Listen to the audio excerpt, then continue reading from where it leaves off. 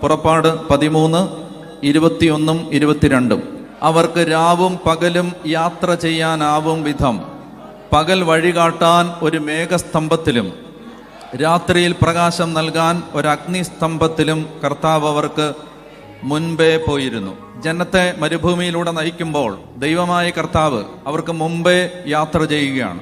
ദൈവം അവർക്ക് മുമ്പേ യാത്ര ചെയ്യുന്നത് പകൽ മേഘസ്തംഭത്തിലും രാത്രി അഗ്നിസ്തംഭത്തിലും.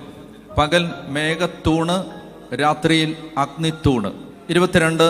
പകൽ മേഘസ്തംഭമോ രാത്രി അഗ്നിസ്തംഭമോ അവരുടെ മുൻപിൽ നിന്നും മാറിയില്ല. ഇത് വഴി തെളിക്കുന്ന അഗ്നിയാണ്, വഴി തുറക്കുന്ന അഗ്നിയാണ്, വഴി നടത്തുന്ന അഗ്നിയാണ്, വഴി കാണിക്കുന്ന അഗ്നിയാണ്.